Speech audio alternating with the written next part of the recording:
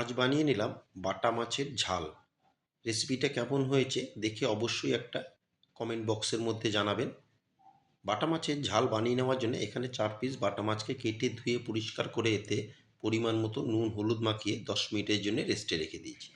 এখানে আর লাগছে 1 টেবিল চামচ সাদা সর্ষে, 1 টেবিল চামচ কালো সর্ষে আর 1 টেবিল চামচ পোস্ত, 3টে কাঁচা লঙ্কা দিয়ে একটা পেস্ট বানিয়ে নিয়েছি আর একটা বড় সাইজের টমেটোরও পেস্ট বানিয়ে নিয়েছি। একটা ফ্রাই প্যানে তেল গরম করে আমি এখন নুন হলুদ মাখিয়ে রাখা মাছগুলোকে দিয়ে দিচ্ছি।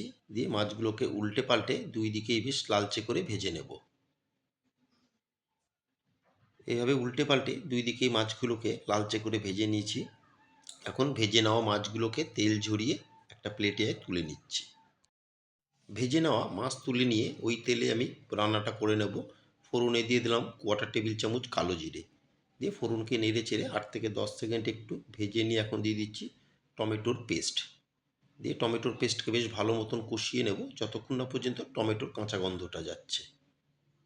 নেড়ে চেড়ে 2 থেকে 3 মিনিট টমেটোর পেস্টকে কষিয়ে নিয়ে এখন দিয়ে দিলাম স্বাদ মতো নুন। আমি এখানে 1 টেবিল চামচ নুন দিয়েছি আর দিয়ে দিচ্ছি 1/2 টেবিল চামচ জিরের গুঁড়ো। 1/2 টেবিল চামচ দিয়ে দেবো আমি এখানে লঙ্কার গুঁড়ো। ঝালটা অবশ্যই আপনারা আপনাদের স্বাদ মতন বাড়িয়ে বা কমিয়ে নেবেন। আমি কিন্তু সর্ষে পোস্তর সাথে আরও 4টে কাঁচা লঙ্কা বেটে নিয়েছিলাম। আর দিয়ে দিলাম 1/2 টেবিল চামচ গুঁড়ো হলুদ।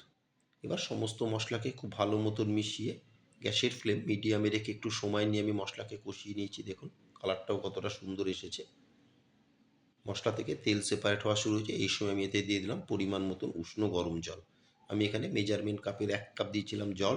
জল দিয়ে গ্যাসের ফ্লেম হাইতে রেখে গ্রেভিকে ফুটিয়ে নিয়ে এখন এতে দিয়ে দিচ্ছি ভেজে রাখা মাছ।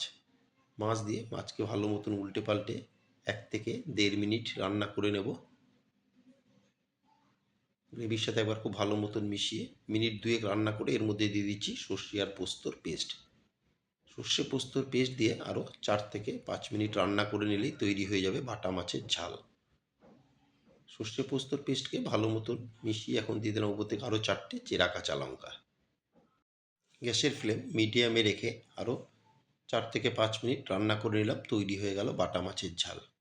আমার আজকের রেসিপি বাটা মাছের ঝাল আপনাদের কেমন লাগলো অবশ্যই একটা কমেন্টের মাধ্যমে জানাবেন।